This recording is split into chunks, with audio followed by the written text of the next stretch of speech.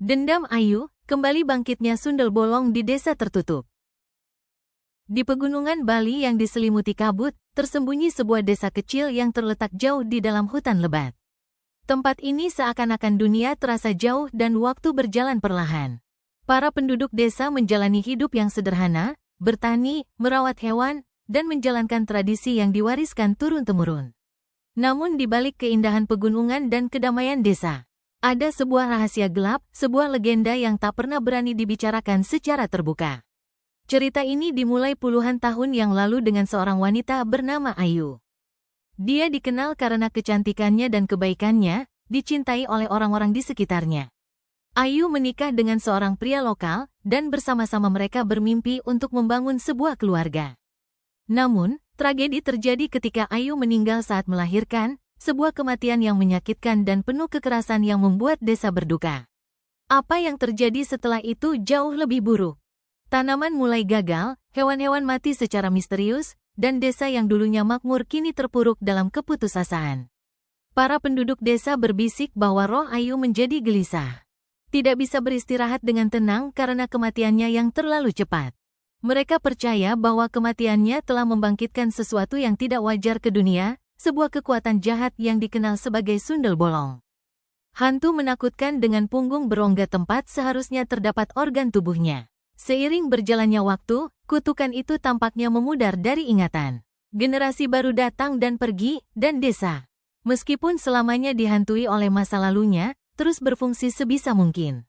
Tidak ada yang lagi membicarakan Ayu. Tidak ada yang mempercayai cerita hantu. Itu hanya bagian dari sejarah desa. Bagian yang lebih mudah dilupakan. Hingga suatu saat, pasangan muda, Arya dan Bali, datang ke desa tersebut. Arya adalah seorang wanita yang lembut dan ceria, sedang mengandung anak pertama mereka. Dia dan suaminya, Bali, mencari kehidupan baru, jauh dari hiruk-pikuk kota. Desa ini terasa sempurna, damai, terpencil, tempat untuk membangun keluarga. Penduduk desa menyambut mereka dengan hangat. Dan Arya cepat menjadi pembicaraan di desa. Kecantikannya, kebaikannya, dan kegembiraannya sangat berbeda dari yang pernah terlihat di desa itu selama bertahun-tahun.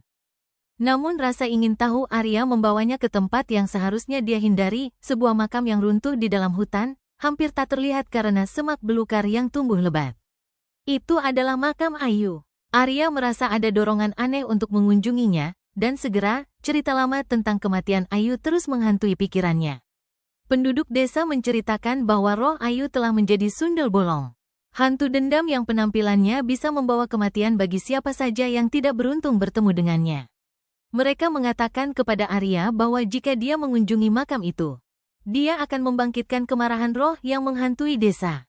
Tetapi Arya, yang terpesona dengan cerita itu, tidak mempercayainya hingga kejadian aneh mulai terjadi.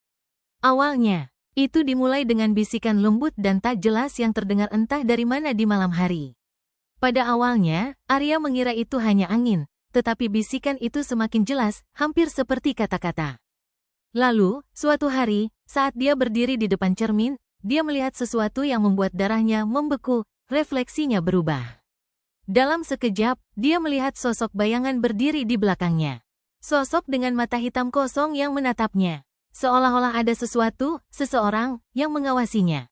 Terganggu, Arya mencoba mengabaikannya sebagai imajinasinya yang bermain-main. Tetapi bisikan itu terus berlanjut, semakin keras dan semakin mendesak. Bau bunga aneh mulai mengisi udara. Aroma yang terasa tidak wajar dan seakan datang entah dari mana. Semakin lama, semakin kuat keberadaan Ayu, sundel bolong, seakan tidak bisa diabaikan lagi oleh Arya.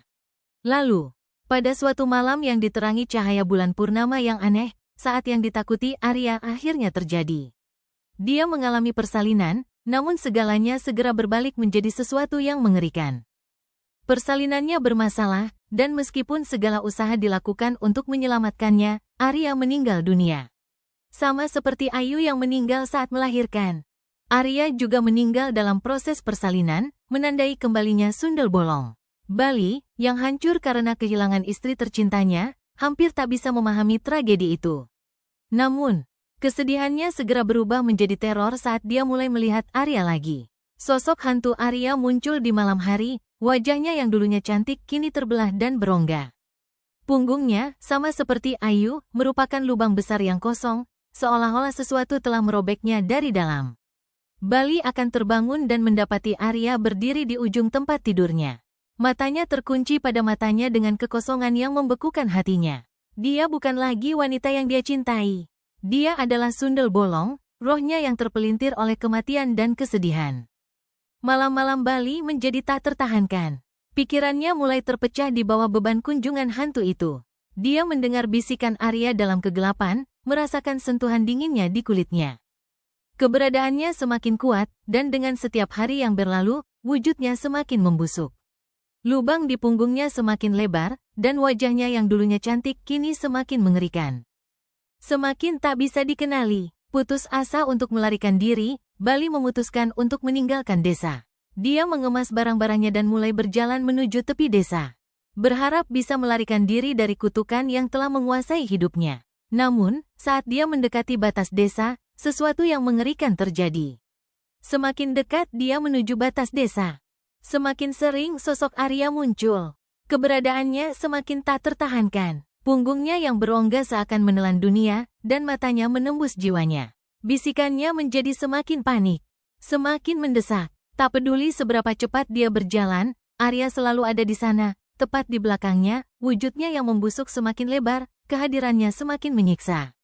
Jantung Bali berdetak kencang saat dia mencoba menghindarinya, namun semakin dia mencoba melarikan diri, semakin Arya menariknya kembali. Para penduduk desa tidak pernah melihat Bali lagi.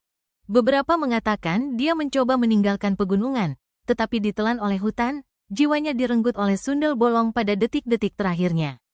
Yang lain mengatakan bahwa pada malam-malam badai, ketika angin menderu melalui pepohonan, kamu bisa mendengar teriakan-teriakan Bali yang bergema melalui pegunungan. Suara jeritan memohon belas kasihan yang seolah tak pernah berakhir. Dan sesekali, ketika bulan purnama bersinar terang, bayangan seorang wanita bisa terlihat berdiri di tepi desa.